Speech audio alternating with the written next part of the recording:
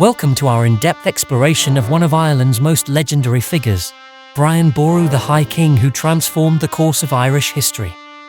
In this documentary, we will delve into the life of a man who rose from the chieftaincy of a relatively small clan to become the most powerful ruler in Ireland. Brian Boru's story is not just one of battles and conquests, but also of strategic marriages, cultural patronage, and a relentless pursuit of unity in a land historically divided by rival kingdoms and external threats. Ireland during Brian Boru's time was a patchwork of small, often warring kingdoms, each ruled by its own king. Amidst this fragmented landscape, the concept of the High King, or Ard Rai, emerged as a unifying force. The High King was a figure who, in theory, held sway over all other kings in Ireland, acting as the supreme ruler who could bring order to the chaos of inter-kingdom rivalries. This title, however, was often more symbolic than practical, with true authority varying greatly depending on the individual who held it. For much of Ireland's history, the High Kingship was contested, with regional kings often only nominally acknowledging the High King's authority. The title was traditionally associated with the Uí dynasty, who dominated the role for centuries. Brian Boru, through a combination of military prowess, political acumen, and strategic alliances, challenged this status quo. He envisioned a united Ireland under a single, strong ruler, and he worked tirelessly to turn the symbolic High Kingship into a position of real power. His journey from the leader of the gCais clan to the High King of Ireland is a story of ambition, resilience, and a profound understanding of the complex social and political landscape of medieval Ireland. In this documentary, we will trace the key events of Brian Boru's life, from his early struggles against Viking invaders to his ascent as the most powerful king in Ireland. We'll explore his strategic use of marriages to forge alliances, his patronage of the church and culture, and his ultimate legacy as Ireland's greatest king. We'll also examine the broader context of his reign, including the Viking influence in Ireland, the significance of the gCais clan, and the social and cultural life of the time. Join us as we uncover the life and legacy of Brian Boru, a leader whose vision and determination left an indelible mark on the history of Ireland, and whose story continues to inspire to this day. But before we start, like the video and subscribe to the channel, as your support helps the channel grow. The early Viking influence in Ireland. The story of Brian Boru's rise to power cannot be fully understood without first examining the backdrop of Viking influence in Ireland. The arrival of the Vikings in the late 8th century had a profound impact on the island's political landscape, social structures, and economic systems. Viking incursions began with sporadic raids, targeting coastal monasteries and settlements, but over time, they evolved into more permanent and organized invasions. By the 9th century, the Vikings had established fortified settlements, or long forts, in strategic locations such as Dublin, Waterford, Wexford, Cork, and Limerick. These settlements would become the nuclei of urban life in medieval Ireland and play a crucial role in the conflicts and power struggles that Brian Boru would later navigate. The initial Viking raids were motivated by a desire for plunder, particularly the wealth of Irish monasteries, which were rich in gold and precious objects. The raiders quickly gained a reputation for their ruthlessness, attacking isolated monastic communities and carting off their treasures. This phase of Viking activity had a destabilizing effect on Irish society, disrupting the religious and economic life of the island. However, as Viking involvement in Ireland became more established, their focus shifted from simple raiding to settlement and trade. By the mid-9th century, Viking leaders had begun to carve out small kingdoms for themselves, intermingling with the native Irish and establishing dynasties that would endure for generations. The blending of Norse and Gaelic cultures gave rise to a unique Norse-Gaelic identity, which would come to define many of Ireland's coastal towns and cities. One of the most significant consequences of the Viking presence in Ireland was the establishment of the city of Dublin.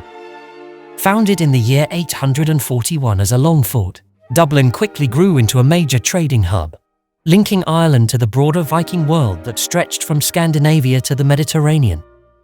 The Vikings of Dublin engaged in trade with other Viking outposts across Europe, exchanging slaves, furs, silver, and other goods. This influx of wealth allowed the Viking leaders of Dublin to build powerful kingdoms, which became central players in the political landscape of Ireland. The rise of these Norse Gaelic kingdoms introduced a new dynamic to Irish politics, as native Irish kings were forced to contend with foreign rulers who commanded significant military and economic resources. Dublin, in particular, would play a pivotal role in the events leading up to the Battle of Clontarf and Brian Boru's efforts to unify Ireland. The interactions between the Vikings and the native Irish were complex and multifaceted. While the initial encounters were marked by violence and hostility, over time, the relationships between the two groups evolved. Many Vikings began to integrate into Irish society, adopting Gaelic customs, converting to Christianity, and intermarrying with the native population. This cultural assimilation led to the emergence of the Norse Gaels, a hybrid culture that combined elements of both Viking and Gaelic traditions. The Norse Gaels would go on to play a significant role in the politics of Ireland, often forming alliances with native Irish kings or becoming involved in internecine struggles for power. These alliances were not always stable, and the fluid nature of political allegiances in Ireland at the time meant that Viking leaders and Irish kings frequently shifted between cooperation and conflict. Despite their eventual integration into Irish society, the Vikings remained a formidable force in Ireland throughout the 9th and 10th centuries. Their military prowess, particularly their naval capabilities, gave them an advantage over many of the native Irish kingdoms, which were often more land-based in their strategies. The Viking longships allowed them to conduct swift raids along the coast and up rivers, striking at the heart of Irish territories with little warning. This mobility made them difficult to pin down and defeat, and it took a concerted effort by the Irish kings to counter the Viking threat. Brian Boru's early years were shaped by this ongoing struggle against the Vikings, and his eventual rise to power was partly a result of his ability to successfully combat their influence in Munster and beyond. The Viking influence in Ireland also had significant economic implications. The establishment of urban centres like Dublin, Waterford, and Limerick facilitated the growth of trade, both within Ireland and with the wider Viking world. The Vikings introduced new economic practices and technologies, including coinage and more efficient methods of shipbuilding, which contributed to the development of a more complex and interconnected Irish economy. However, the concentration of wealth in these urban centres also made them targets for rival kings and opportunistic raiders, leading to a cycle of conflict that would persist for generations. Brian Boru, in his efforts to unify Ireland, recognised the importance of controlling these urban centres and their trade networks. His campaigns against the Norse Gaelic rulers of Limerick and Dublin were not only about military dominance, but also about securing control of the economic lifeblood of Ireland. The Viking influence in Ireland during the 8th, 9th, and 10th centuries had a profound and lasting impact on the island's development. The Vikings introduced new political, economic, and cultural dynamics that reshaped Irish society in ways that would persist long after their initial invasions. For Brian Boru, the challenge of dealing with the Viking presence was both an opportunity and a threat. His success in confronting the Norse Gaels and their allies played a crucial role in his rise to power and his eventual legacy as Ireland's greatest king. Yet, the complex relationship between the Irish and the Vikings also illustrates the interconnectedness of medieval Europe, where the boundaries between friend and foe were often blurred, and where cultural exchange was as much a part of the story as conflict. The gCais, Brian Boru's ancestry and clan. The gCais, originally known as the gCais, were a powerful and ambitious tribe located in the region of Thomond, an area corresponding to modern-day County Clare and parts of Limerick and Tipperary. The origins of the gCais are steeped in legend and tradition, and their story is one of resilience, adaptability, and a relentless pursuit of power. The clan's rise to prominence set the stage for Brian Boru's eventual ascent to the High Kingship of Ireland. The early history of the gCais is shrouded in the mists of time, with much of what is known about the clan coming from a blend of historical records and mythological narratives. The clan is believed to have descended from the legendary figure Cormac Cas, a son of the High King Conall Eichlwaith. According to tradition, Cormac Cas was a warrior of great renown, and it was from his line that the gCais claimed their descent. The name gCais itself reflects this lineage, meaning the people of Cas. Over the centuries, the gCais grew in strength and influence, establishing themselves as one of the most formidable clans in the region. Their strategic location in Thomond, a territory rich in natural resources and difficult to conquer, provided them with a strong base from which to project their power. The gCais were not initially among the most powerful clans in Ireland. For much of their early history, they were overshadowed by the Iarganachta, the dominant dynasty in Munster, who controlled much of the province from their stronghold in Cashel. However, the gCais were known for their martial prowess and their ability to adapt to changing circumstances. They frequently engaged in skirmishes and raids, both against neighbouring clans and against the Viking invaders who had begun to establish settlements along the Irish coast. These conflicts honed their skills in warfare and helped to solidify their reputation as fierce and capable warriors. Over time, the gCais began to challenge the Iarganachta for control of Munster, setting the stage for a power struggle that would ultimately lead to the rise of Brian Boru. The ascent of the gCais to prominence can be traced back to the leadership of Brian Boru's father, Senatig mac Lorcain. Senatig was a powerful chieftain who ruled over the gCais during a time of great upheaval in Ireland. Under his leadership, the clan expanded its territory and influence, challenging the dominance of the Iarganachta and other rival clans in Munster. Senatig's ambition and strategic acumen laid the groundwork for the future success of the gCais. He understood the importance of forging alliances and building a strong, united clan that could withstand the pressures of external threats, particularly from the Vikings who were increasingly encroaching on Irish lands. Senatig's efforts to strengthen the gCais and secure their position in Thomond were crucial in setting the stage for his son Brian's later achievements. The death of Senatig mac Lorcain in 951 marked a turning point for the gCais. Leadership of the clan passed to his eldest son, Mahan, who continued his father's efforts to consolidate power in Munster. Mahan's reign, however, was marked by significant challenges, including ongoing conflicts with the Vikings and rival Irish clans. Despite these difficulties, Mahan was able to maintain the gCais' position in Thomond and even expanded their influence in the region. However, Mahan's tenure as leader of the gCais was cut short when he was betrayed and killed by a rival faction, leaving his younger brother, Brian, to assume leadership of the clan. This act of betrayal would profoundly shape Brian's approach to leadership, instilling in him a deep-seated desire for vengeance and a determination to secure the power and legacy of the gCais. Under Brian Boru's leadership, the gCais would reach the height of their power, achieving what had once seemed impossible: the unification of Munster under their rule, and eventually, the unification of all Ireland under Brian's kingship.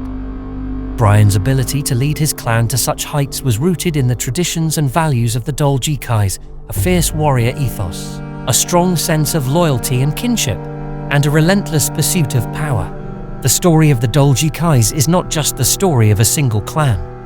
It is a reflection of the broader dynamics of medieval Irish society, where kinship, loyalty, and martial prowess were the keys to survival and success. Through Brian Boru, the gCais would leave an indelible mark on Irish history, transforming from a regional power into the dynasty that produced Ireland's greatest king. 941 Early life and background. Brian Boru, born around 941, entered the world in the heart of Thomond, a region that today forms part of County Clare, Ireland. This was a time when Ireland was a patchwork of small kingdoms, each vying for power, and Brian's lineage placed him in a position of considerable influence from the outset. He was the son of Senatig mac Lorcain, the king of Thomond, and belonged to the gCais, a tribe known for its warrior ethos and deep-rooted connection to the land. His early years were shaped by the turbulence of a country divided by internecine warfare and the ever-present threat of Viking incursions. These formative experiences would mold Brian into a leader of unparalleled determination and strategic brilliance, qualities that would later define his reign as one of the most significant figures in Irish history. The landscape of Brian's youth was one of constant conflict, where the art of warfare was not just a necessity, but a way of life. From a young age, Brian would have been trained in the skills of a warrior, learning the use of weapons, tactics, and the complex web of alliances that dictated survival in early medieval Ireland. His education would not have been confined to martial prowess alone. As the son of a king, Brian would have been versed in the lore of his people, the laws of the land, and the intricate genealogies that were crucial to asserting his family's claim to power. This blend of martial and intellectual training prepared Brian for the tumultuous path that lay ahead, even as he watched his father and elder brother grapple with the challenges of leadership. The death of Senatig mac Lorcain, when Brian was still a young man, thrust the family into a period of uncertainty. Brian's elder brother, Mahon, succeeded their father as the King of Thomond, but the burden of leadership in such a hostile environment was immense. The Viking, who had established themselves in various parts of Ireland, including the strategic port city of Limerick, posed a constant threat to the gCais. Mahon's reign was marked by frequent skirmishes with these Norse invaders, battles that would have seen Brian fighting alongside his brother, honing his skills and earning a reputation as a fierce and capable warrior. These years were crucial in shaping Brian's understanding of both the military and political landscapes of Ireland, lessons that would serve him well in his later bid for power. The defining moment in Brian's early life came with the death of Mahon. According to the annals, Mahon was betrayed by the very people he sought to protect, leading to his murder by rival factions who sought to curry favour with the Vikings. This act of treachery had a profound effect on Brian, igniting in him a burning desire for vengeance and a resolve to continue his brother's work. With Mahon gone, Brian was left to rally the gCais and assume the mantle of leadership. Despite the odds, he managed to unite his people and launched a relentless campaign against those who had conspired against his family. This period marked the beginning of Brian's ascent to power, as he not only avenged his brother, but also began to establish himself as a formidable force in the region. As Brian consolidated his power in Thomond, his vision expanded beyond mere revenge. He saw the potential to unite not just his own tribe, but all of Munster under a single, strong leadership. This ambition set him apart from other Irish chieftains of the time, who were often content with their local domains. Brian's early experiences of loss, betrayal, and victory forged in him a belief that Ireland could only be strong if it were united, a belief that would drive him throughout his life. His determination to achieve this goal, despite the many obstacles in his path, would ultimately lead him to the highest office in the land, but not without a long and arduous struggle that tested his resolve and his leadership at every turn.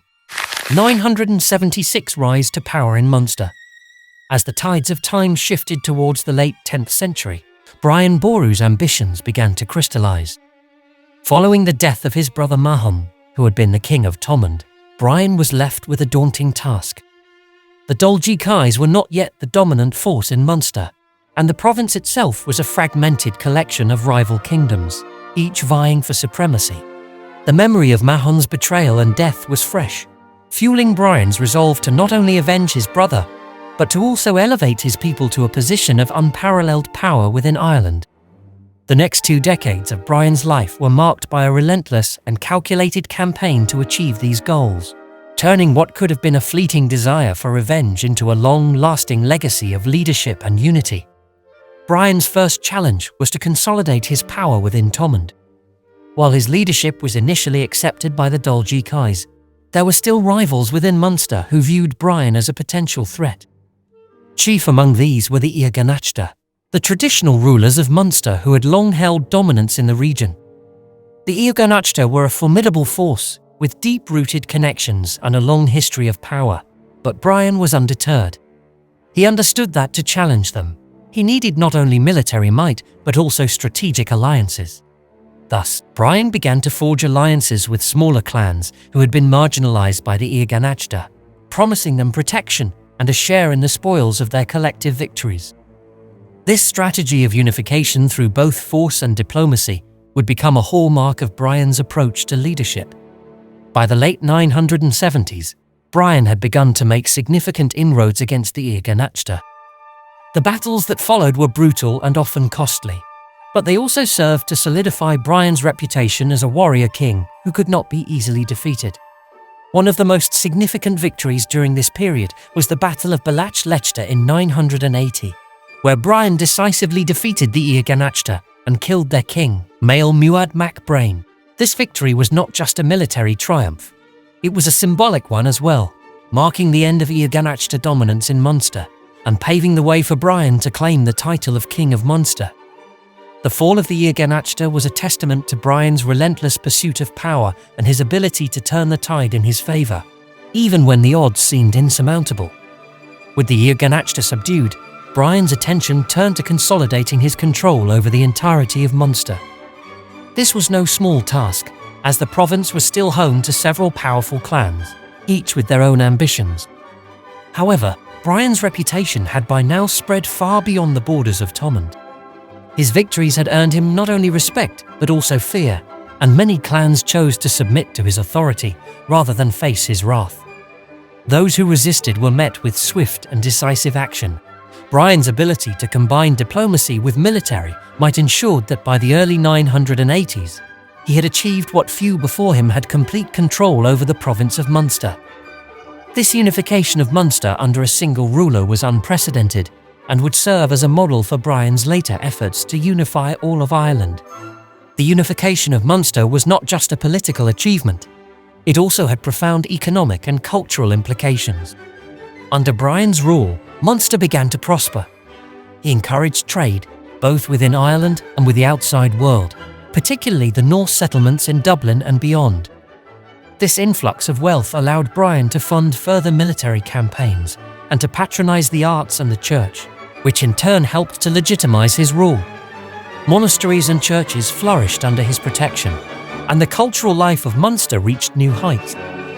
Brian understood that to maintain his power, he needed more than just military success. He needed to be seen as a ruler who could bring prosperity and stability to his people. This blend of warrior prowess and statesmanship set Brian apart from other rulers of his time and laid the foundation for his later bid to become the High King of all Ireland. However, Brian's ambitions extended far beyond Munster. Having secured his position within the province, he began to set his sights on the greater prize, the High Kingship of Ireland. The title of High King was one of great prestige, but it was also largely symbolic, with the real power often lying in the hands of regional kings like Brian. Nevertheless, Brian saw an opportunity to turn this symbolic title into something more, into a tool for unifying the entire island under a single, strong ruler. To achieve this, Brian knew he would have to challenge the current High King, Mael Sechnaill Mac Domhnaill, and this would require all the skill, cunning, and resources he had amassed over his years of campaigning in Munster. The stage was set for a confrontation that would determine the future of Ireland. 1002 becoming High King of Ireland. As the dawn of the 11th century approached, Brian Boru's ambitions had grown far beyond the borders of Munster. His victories and consolidation of power within the province had positioned him as one of the most formidable kings in Ireland. However, his aspirations were not merely regional. Brian sought to unite all of Ireland under his rule. The title of High King, or Ard Rai, was the highest rank in Irish society, but it was a title often fraught with contention and lacked absolute power. To transform this title into a meaningful symbol of authority, Brian knew he would have to overcome significant obstacles, including the reigning High King, Mael Sechnaill Mac Domhnaill. This would not be just a battle for supremacy, it would be a campaign to reshape the political landscape of Ireland. Mael Sechnaill Mac Domhnaill, who had been the High King since 979, was a formidable opponent. He belonged to the Uí Néill dynasty, which had long dominated the High Kingship. Mael Sechnaill had maintained his position through a combination of military strength, strategic alliances, and political acumen. However, his power was not absolute, and like many High Kings before him, his authority was often contested by regional rulers who only paid nominal homage to him. Brian Boru recognized that to become High King, he would need to exploit these divisions and present himself as a unifier who could bring stability to a fractured Ireland. The years leading up to 1002 would see Brian carefully laying the groundwork for his eventual bid for the High Kingship. Brian's strategy was multifaceted. He continued to strengthen his hold over Munster, ensuring that his base of power was secure. At the same time, he began to extend his influence into neighbouring provinces, particularly Leinster and Connacht. Through a combination of military campaigns and strategic marriages, Brian was able to build a network of alliances that would prove crucial in his challenge against male Sechnaill. One of the most significant of these alliances was with the Kingdom of Leinster, a powerful and strategically important region.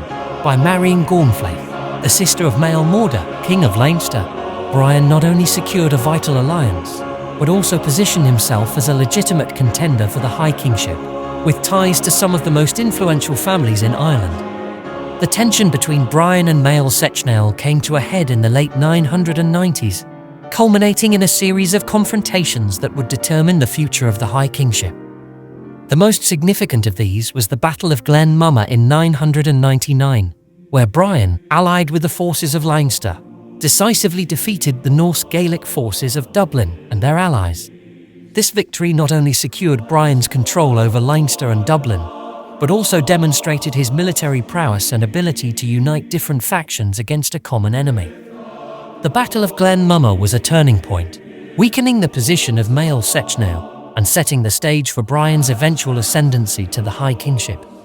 In the year 1002, after years of careful planning and strategic maneuvering, Brian Boru was finally recognized as the High King of Ireland. This recognition was not without its challenges. Mael Sechnaill had initially resisted Brian's claims, but faced with the overwhelming power and influence that Brian had amassed, he was forced to submit. Brian's rise to the High Kingship marked a significant shift in Irish politics.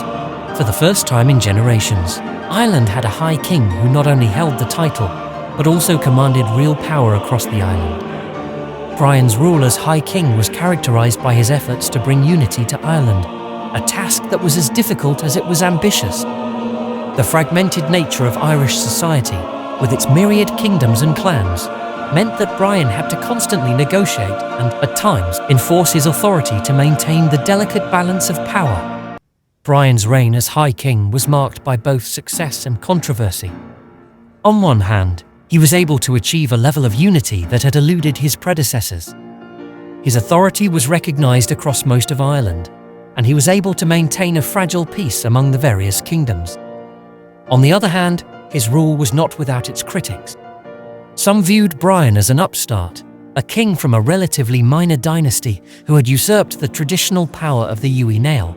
Others were resentful of his efforts to centralize power, which threatened the autonomy of the regional kings. Despite these challenges, Brian's achievements as High King cannot be understated.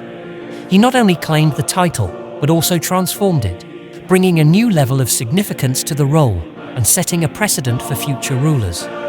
The significance of Brian Boru's rise to the High Kingship extends beyond his own reign. By securing this title, Brian challenged the traditional power structures of Ireland and demonstrated that the High Kingship could be more than just a symbolic role. His reign marked a period of relative stability and prosperity, as he sought to strengthen the bonds between the various kingdoms of Ireland. However, this stability was fragile, and Brian's efforts to maintain unity would be tested repeatedly throughout his reign. The path that Brian forged as High King was one that required constant vigilance, diplomacy, and at times, ruthless enforcement of his authority. It was a path that would ultimately lead to one of the most famous battles in Irish history, the Battle of Clontarf, where Brian's legacy would be both cemented and forever changed. 1002 to 1014, the reign of Brian Boru. Brian Boru's ascent to the High Kingship of Ireland in the year 1002 was a momentous achievement, but it was only the beginning of a reign that would be marked by both ambition and adversity. As High King, Brian faced the daunting task of unifying a country that had long been divided by regional rivalries and external threats. His vision for Ireland was one of unity and stability, a vision that would require not just military strength, but also a keen understanding of the complex social and political landscape of the time. Brian's reign was characterized by his efforts to consolidate power, enforce his authority, and implement reforms that would strengthen the bonds between the various kingdoms under his rule. One of the first challenges Brian faced as High King was to secure the loyalty of the other regional kings. While many had acknowledged his authority, their loyalty was often conditional and could be swayed by promises of autonomy or material gain. Brian understood that to maintain his position, he needed to balance the demands of these kings with his own ambitions for a unified Ireland. To this end, He employed a combination of diplomacy, strategic marriages, and military pressure. For instance, he sought to reinforce alliances through marriages within his own family, tying the fortunes of powerful clans to his own. At the same time, Brian was not hesitant to use force when necessary, leading campaigns against those who resisted his rule. This delicate balancing act was essential to maintaining the fragile peace that characterized much of his reign. Brian Boru's approach to governance extended beyond mere power politics. He was also deeply invested in the economic and cultural development of Ireland. Recognizing the importance of trade, Brian sought to strengthen Ireland's economic ties both within the island and with external powers, particularly the Norse Gaelic kingdoms. By encouraging trade and ensuring the safety of trade routes, Brian helped to foster a period of relative prosperity. This economic stability, in turn, allowed him to invest in the infrastructure of his kingdom, including the construction of churches, monasteries, and other public works. Brian's patronage of the church was particularly noteworthy, as it helped to reinforce his legitimacy as High King and align his reign with the growing influence of Christianity in Ireland. This period saw a flourishing of monastic scholarship and artistic production, much of which was supported by Brian's efforts to promote education and the preservation of Irish culture. Despite these successes, Brian's reign was not without its challenges. The very unity he sought to impose was often met with resistance, both from within and beyond Ireland's borders. One of the most persistent threats came from the Norse Gaelic rulers of Dublin, who had long maintained a semi-independent kingdom and were resistant to the idea of a centralized Irish authority. The tensions between Brian and the Norse Gaelic kings were exacerbated by the alliances these rulers forged with other disaffected Irish kings, particularly those in Leinster and Ulster. These alliances posed a significant challenge to Brian's authority, leading to a series of conflicts that would define the latter years of his reign. Brian's response to these threats was typically decisive. He led several campaigns to suppress revolts and enforce his authority, often with brutal efficiency. However, these conflicts also drained resources and tested the loyalty of his allies, making the task of governance increasingly difficult. As Brian's reign progressed, his efforts to centralize power became more pronounced. He sought to establish a more cohesive and unified administration, one that could effectively govern the diverse and often fractious kingdoms of Ireland. This ambition was reflected in his efforts to standardize laws and practices across the island, promoting a sense of shared identity among the Irish people. Brian also worked to reduce the influence of local chieftains who had long wielded power independently of the central authority. These reforms were not always popular, particularly among those who saw their traditional privileges and autonomy being eroded. Nevertheless, Brian's vision of a unified Ireland was one that he pursued with unwavering determination, believing that only through unity could Ireland stand strong against both internal strife and external threats. The final years of Brian Boru's reign were marked by increasing tensions and the looming threat of a major conflict. While he had succeeded in uniting much of Ireland under his rule, the resistance to his authority had not been entirely quelled. The alliance between the Norse Gaelic rulers of Dublin, the Kingdom of Leinster, and other Irish factions was a persistent thorn in Brian's side. As the year 1014 approached, it became clear that these tensions would soon erupt into a full-scale conflict, one that would test the very foundations of Brian's rule. The Battle of Clontarf, which would become the defining event of Brian's reign, was not just a clash of armies, it was a battle for the future of Ireland, pitting the forces of unity and centralization against those of division and autonomy. Brian Boru's relationships and marriages.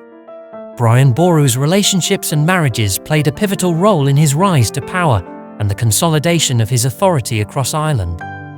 As a shrewd and strategic leader, Brian understood that political alliances were often forged not only on the battlefield but also through marriage.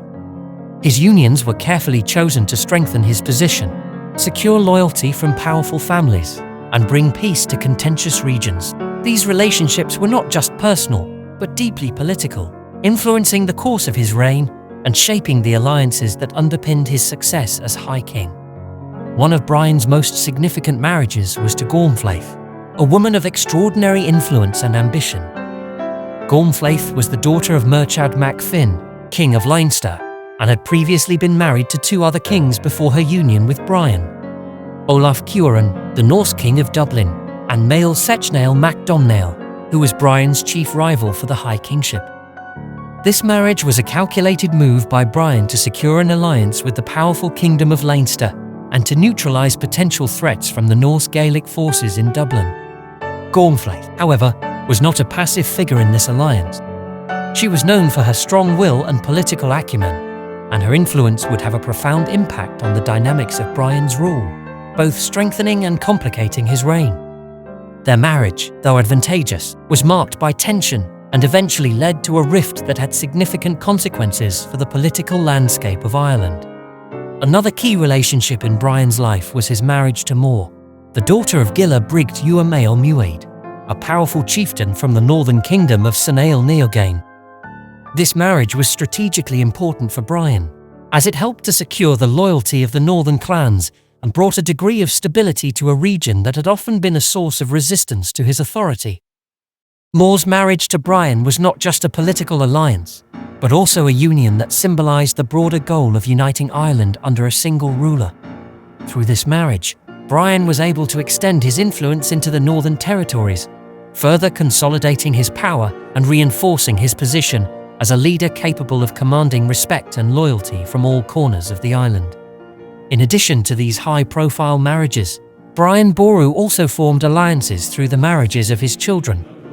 He strategically married his daughters to influential leaders across Ireland, thus weaving a network of alliances that supported his political ambitions. One of his daughters, Slain, was married to Sitric Silkbeard, the Norse king of Dublin, which was a union aimed at securing peace between the Irish and Norse Gaelic factions. However, as with many of Brian's alliances, this marriage was fraught with complexity, as Sitric was a son of Gormflaith from her previous marriage to Olaf Cuaran. The interconnectedness of these relationships often led to intricate and delicate political dynamics, where loyalty and rivalry were closely intertwined. Brian's sons were also integral to his strategy of securing alliances through marriage.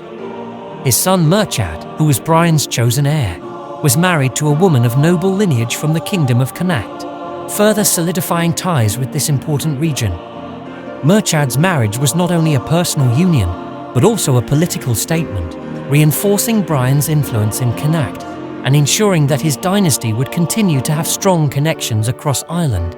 These marriages were part of Brian's broader strategy to create a unified and stable Ireland, where power was consolidated through both military might and familial ties. The relationships and marriages of Brian Boru were more than just personal connections. They were crucial elements of his broader political strategy. Through these unions, Brian was able to forge alliances that strengthened his claim to the High Kingship and secured the loyalty of key figures across Ireland. However, these relationships also brought challenges, as the complex web of alliances sometimes led to conflicts of interest and tensions within his own family. Brian's ability to navigate these challenges was a testament to his skill as a leader, but it also highlighted the precarious nature of power in medieval Ireland, where family ties could both bind and divide. Brian Boru's relationships and marriages were a central aspect of his strategy to unify Ireland and consolidate his power. These unions were carefully chosen to strengthen his position, secure alliances, and bring peace to regions that were critical to his rule. While these relationships often provided the support Brian needed to achieve his ambitions, they also brought complexities and challenges that shaped the course of his reign. The marriages of Brian and his children played a crucial role in the broader narrative of his life, reflecting the intricate interplay between personal relationships and political power in medieval Ireland. The social and cultural life during Brian Boru's reign. The reign of Brian Boru, beginning with his rise to prominence and continuing through his years as High King, was a period of significant social and cultural development in Ireland. While Brian is often celebrated for his military and political achievements, his influence on the social and cultural life of Ireland is equally noteworthy. During his time as ruler, the island experienced a period of relative stability and prosperity, which allowed for the flourishing of cultural practices, the strengthening of the church, and the continuation of traditions that would shape Irish society for generations to come. This era also saw the consolidation of Irish identity in the face of external influences, particularly from the Norse Gaels, and a reinforcement of the social structures that were foundational to Irish life. One of the key aspects of social life during Brian Boru's reign was the enduring importance of the Irish clan system. The clan, or tuath, served as the fundamental social unit, encompassing extended families who shared common ancestry and land. Brian, a member of the gCais, understood the crucial role that the clan system played in maintaining social cohesion and loyalty. He worked to strengthen ties between different clans, utilizing marriage alliances, patronage, and diplomacy to build a network of support that bolstered his authority as a leader. The clan system was integral to the governance of Ireland, with each tuath governed by its own laws and customs, overseen by a chieftain or king. Brian's efforts to unify Ireland were deeply rooted in these existing clan structures, which helped him secure the loyalty of various tuatha across the island. Culturally, Brian Boru's reign was marked by a resurgence in monastic life and religious devotion. A devout Christian, Brian was a strong supporter of the church, and his rule saw the construction and restoration of churches, monasteries, and religious schools. These institutions were not only centers of worship, but also hubs of learning and culture. The monastic schools of Ireland were renowned for their scholarship, particularly in theology, literature, and the arts. Brian's patronage of the church ensured the survival and growth of these institutions, which continued to play a vital role in the religious and intellectual life of the country. Monasteries became key centers of community life, providing education, healthcare, and social services to the people. The arts also thrived during Brian Boru's reign, particularly in the areas of illuminated manuscripts, metalwork, and stone carving. The tradition of creating illuminated manuscripts, such as the renowned Book of Kells, continued to flourish, with monks producing beautifully decorated texts that reflected Ireland's rich cultural heritage. These manuscripts were not only religious texts, but also works of art, blending Christian iconography with traditional Celtic motifs. Brian's support for the church and monastic life helped to preserve these artistic traditions, ensuring that the knowledge and skills passed down through generations continued to thrive. Additionally, craftsmen in metalwork and stone carving created intricate jewelry, reliquaries, and high crosses, which served as both functional objects and expressions of faith and identity. The economy during Brian Boru's reign was primarily agrarian, with the majority of the population engaged in farming and animal husbandry.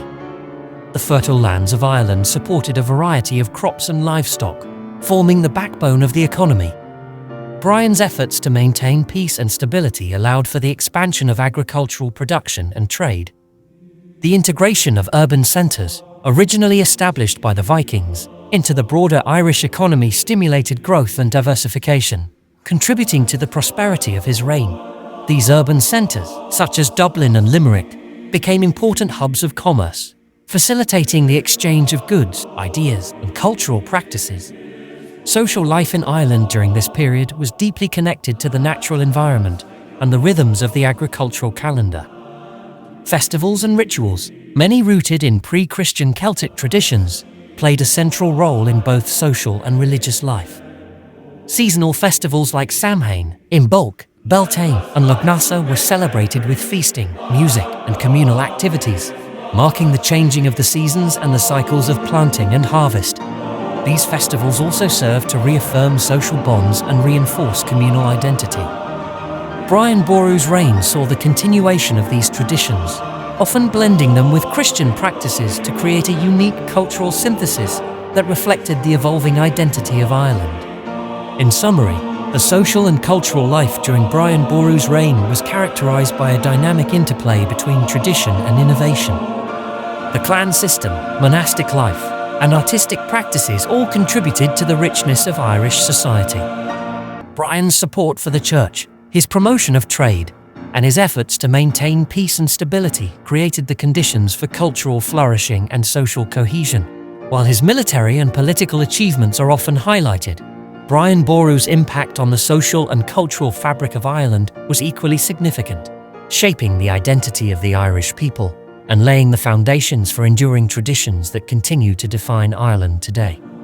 1014, the Battle of Clontarf. The year 1014 would mark the most defining and dramatic chapter in Brian Boru's life and reign. The Battle of Clontarf, fought on Good Friday, the 23rd of April, was not only a climactic confrontation in Brian's struggle to unify Ireland, but also a turning point in Irish history. This battle was the culmination of years of tension, rivalry, and rebellion against Brian's authority, and it would ultimately shape the legacy of Ireland's High King. The events leading up to the battle itself, and its aftermath would become legendary, imprinted in the collective memory of Ireland for generations to come. The seeds of the Battle of Clontarf were sown years before, as Brian's efforts to consolidate power as High King created significant opposition.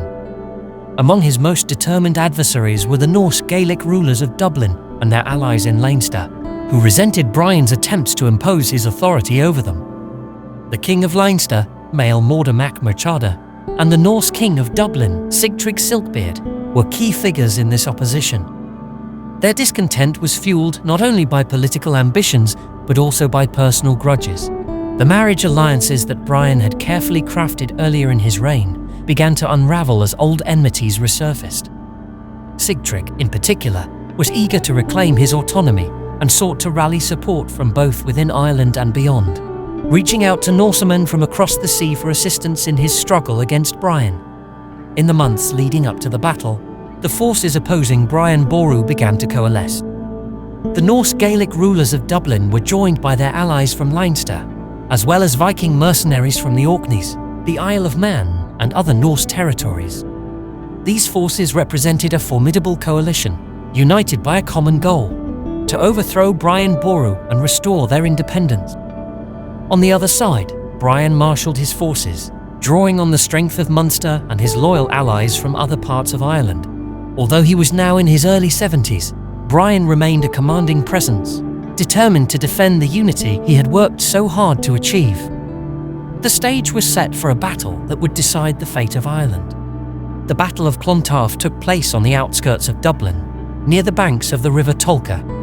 It was a long and bloody conflict, characterized by fierce hand-to-hand combat and shifting tides of fortune. The battle began at dawn, with the forces of Leinster and the Norse Gaels launching a ferocious assault on Brian's army.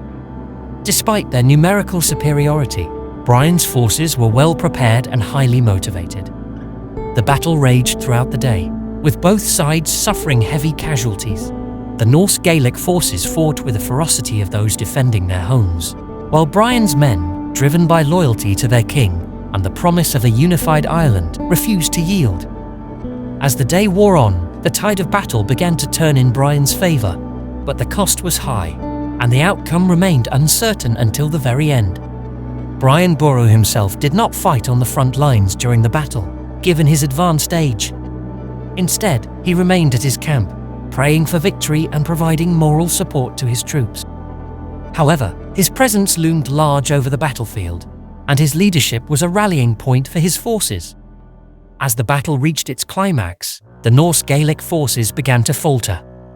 The death of key leaders on their side, including Sigurd the Stout, the Earl of Orkney, and Mael Morda mac Murchada, further demoralized their ranks. By the late afternoon, it became clear that Brian's forces had gained the upper hand, and the remaining Norse Gaelic warriors began to retreat towards the sea. It seemed that Brian had secured a hard-fought victory, one that would finally cement his authority as High King. Tragically, the victory at Clontarf would come at a great personal cost to Brian Boru. As the battle drew to a close, a group of retreating Norse warriors, led by the Viking Brodier, broke through to Brian's camp. In a final act of defiance, Brodier and his men attacked the unguarded king, striking him down as he knelt in prayer. Brian's death at the hands of his enemies, just as victory was within reach, cast a shadow over the triumph at Clontarf, while the battle had effectively ended the Norse Gaelic threat and secured Brian's vision of a unified Ireland. It also left the country without its unifying leader. The aftermath of the battle would see a return to the old divisions, as rival kings once again vied for power in the absence of Brian's strong leadership. The Battle of Clontarf has since become one of the most famous events in Irish history, often portrayed as a struggle between the native Irish and the Viking invaders. However, the reality was more complex, with Irish and Norse Gaelic forces fighting on both sides. The battle's significance lies not only in its immediate outcome, but also in its symbolic importance. For centuries, the Battle of Clontarf has been remembered as the moment when Brian Boru, Ireland's greatest king, gave his life to defend the unity of his people. His death on the battlefield, while tragic, elevated him to the status of a national hero, and his legacy would continue to inspire generations of Irish leaders in their quest for a unified and independent Ireland. 1014. The Aftermath of Clontarf and Brian Boru's legacy. The aftermath of the Battle of Clontarf was a period of profound change for Ireland, both politically and culturally. The battle had ended with a victory for Brian Boru's forces, but the cost of that victory was immense. Brian's death on the battlefield left a power vacuum that would be difficult to fill, and the unity he had fought so hard to achieve began to unravel almost immediately. The loss of Brian was felt deeply across Ireland. His ability to command respect and loyalty from various factions had been central to maintaining the fragile unity of the country. Without his leadership, old rivalries and ambitions resurfaced, leading to a period of instability that would last for years. The immediate political consequences of Clontarf were stark. Brian's son, Murchad, who had fought bravely alongside his father, also fell in the battle. This double tragedy left the gCais without its two most prominent leaders. Brian's grandson, Buck, was still a child at the time, too young to take on the mantle of leadership. In the absence of a strong central authority, the regional kings who had previously acknowledged Brian's supremacy began to assert their independence once again. Mael Sechnaill Mac Domhnaill, who had been Brian's rival for the High Kingship before Clontarf, briefly reclaimed the title of High King, but his rule was contested and lacked the cohesion that Brian had brought to the position. The death of Brian and his heirs marked the beginning of the end for the idea of a united Ireland under a single High King, at least for the foreseeable future. Despite the political fragmentation that followed Clontarf, Brian Boru's legacy endured. He became a figure of legend, celebrated not only for his military prowess, but also for his efforts to bring peace and unity to Ireland. Over time, Brian's life and deeds were woven into the fabric of Irish national identity, with stories of his bravery, wisdom, and piety becoming central to the narrative of Ireland's history. Monks and scholars recorded his achievements in the annals, ensuring that his story would be passed down through the generations. These accounts, while often embellished, served to solidify Brian's status as Ireland's greatest king, a leader who had embodied the ideals of kingship in a way that few others had.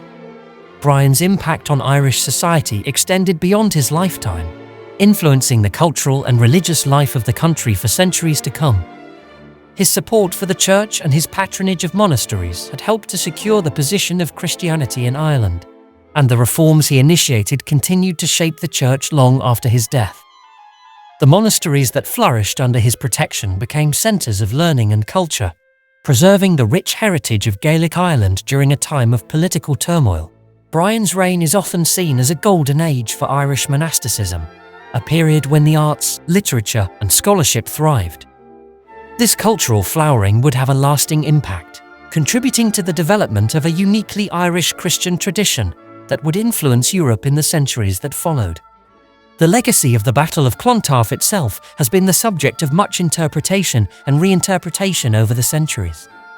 While it is often remembered as a decisive victory that ended the Viking threat in Ireland, the reality is more complex.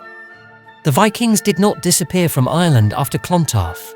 They continued to play a role in Irish society, particularly in the cities they had established, such as Dublin, Waterford, and Limerick. However, the battle did mark the end of any serious attempt by Viking forces to conquer Ireland or establish a dominant power base there. Instead, the Norse Gaelic inhabitants of Ireland gradually assimilated into Gaelic culture, contributing to the rich tapestry of medieval Irish society. The battle, therefore, symbolises not just a military victory, but also the resilience and adaptability of Irish culture in the face of external pressures. In the centuries that followed, Brian Boru's legacy continued to inspire Irish leaders and nationalists. His story was invoked during times of crisis and rebellion as a symbol of Irish resistance to foreign domination. The idea of a united Ireland, for which Brian had fought, became a rallying cry for those seeking to free Ireland from English rule in later centuries. Even today, Brian Boru is remembered as a national hero, a symbol of Irish unity and strength. His life and achievements are celebrated in literature, art, and popular culture, ensuring that his legacy remains a vital part of Ireland's national consciousness. The impact of his reign, the Battle of Clontarf, and his vision for a united Ireland continue to resonate, reminding us of the enduring power of leadership and the importance of striving for unity in the face of division. Legacy of Ireland's greatest king, Brian Boru's enduring influence. In the centuries that followed Brian Boru's death at the Battle of Clontarf, his legacy became deeply embedded in the fabric of Irish history and culture.